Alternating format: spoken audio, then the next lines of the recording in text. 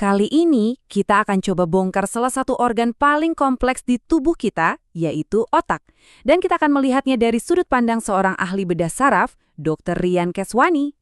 Oke, jadi ada 5 topik utama yang akan kita bahas, mulai dari demensia, lalu kita lihat bedah otak zaman dulu dan sekarang, terus ada yang super canggih, operasi otak saat pasiennya sadar. Kita juga akan bahas ancaman-ancaman tak terlihat, dan yang paling penting, gimana caranya kita bisa proaktif menjaga otak kita. Yuk langsung mulai aja.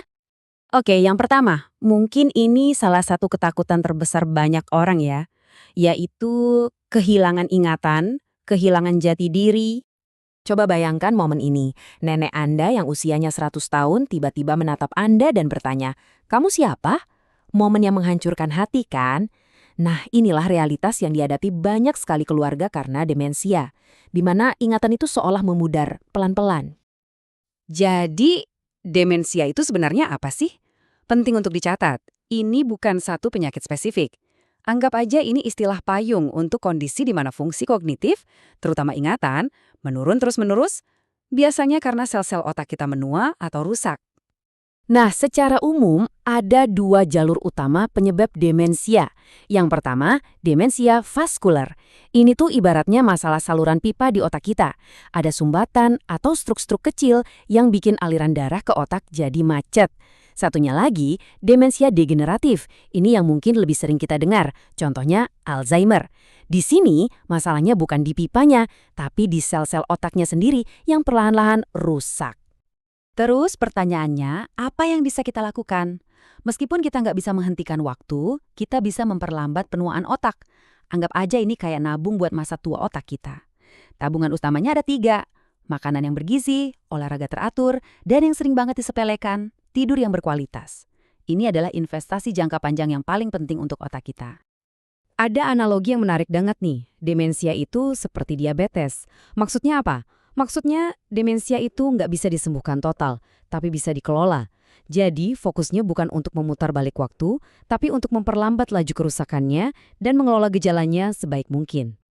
Oke, dari proses internal di dalam otak, sekarang kita geser ke bagaimana manusia mencoba intervensi dari luar ya.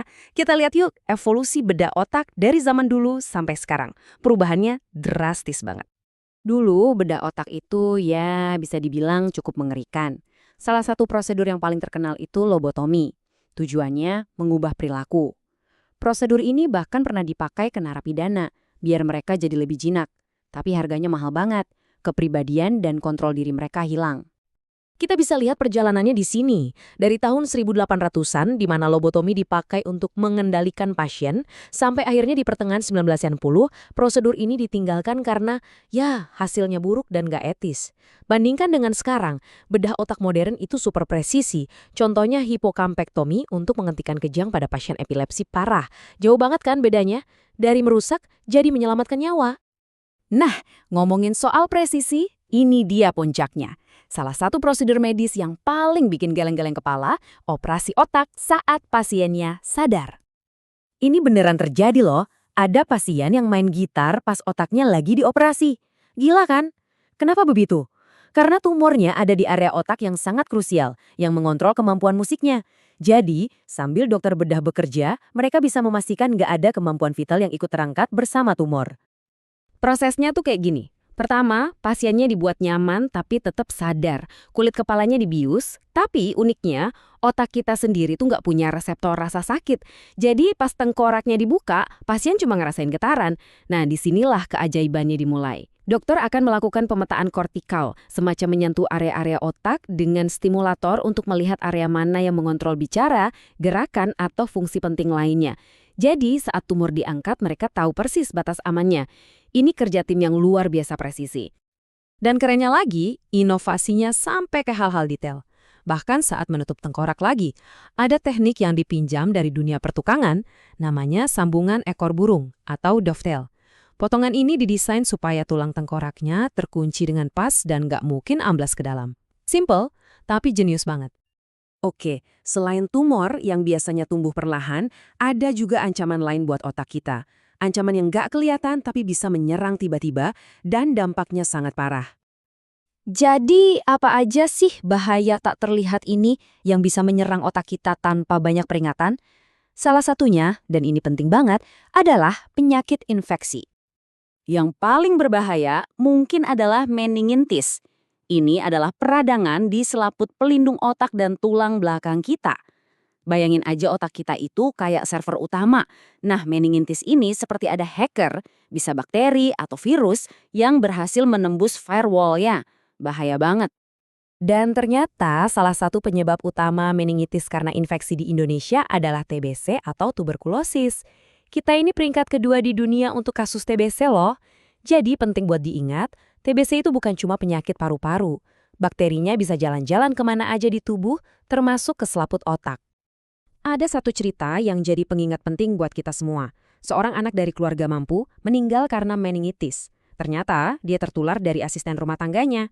Ini bukti nyata kalau penyakit menular itu nggak pandang bulu, nggak peduli status ekonomi. Kuncinya adalah kontak erat. Makanya, screening atau pemeriksaan orang-orang terdekat di sekitar kita itu jadi sangat krusial. Setelah dengar semua potensi ancaman tadi, mungkin kita jadi agak cemas ya. Tapi jangan khawatir. Justru sekarang pertanyaannya adalah gimana caranya kita bisa selangkah lebih di depan? Gimana caranya kita jadi proaktif, bukan cuma reaktif? Pertahanan terbaik kita yang pertama adalah tubuh kita sendiri. Dia sering kasih sinyal-sinyal kecil. Misalnya, pendengaran di satu telinga mulai berkurang, atau telinga berdenging terus, atau mungkin lapang pandang kita menyempit, bahkan sakit kepala yang polanya beda dari biasanya. Jangan pernah sepelehkan ini. Ada cerita pasien yang abai sama pendengarannya yang menurun selama 5 tahun. Ternyata, itu gejala tumor.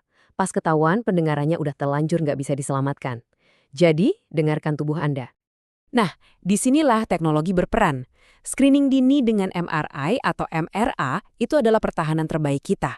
Alat ini pakai magnet, jadi nggak ada radiasi, dan bisa mengintip ke dalam otak kita.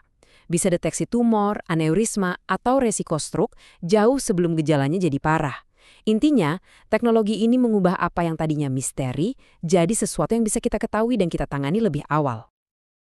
Sebagai penutup, ada sebuah cerita yang sangat menyentuh tentang seorang pasien muda dengan tumor ganas. Dia datang ke dokternya bukan untuk minta disembuhkan lagi, tapi untuk minta izin berhenti berjuang. Dia cuma mau satu hal, meninggal dengan tenang dan terhormat di rumah, bukan sendirian di ruang ICU. Pilihan pasien tadi tuh bener-bener bikin kita merenung ya.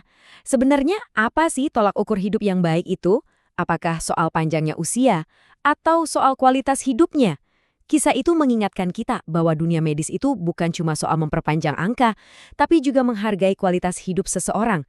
Dan ini jadi pertanyaan buat kita semua, apa yang paling berarti dalam hidup? Apapun jawabannya, menjaga otak kita adalah cara terbaik untuk memastikan kita bisa menjalani hidup itu sepenuhnya.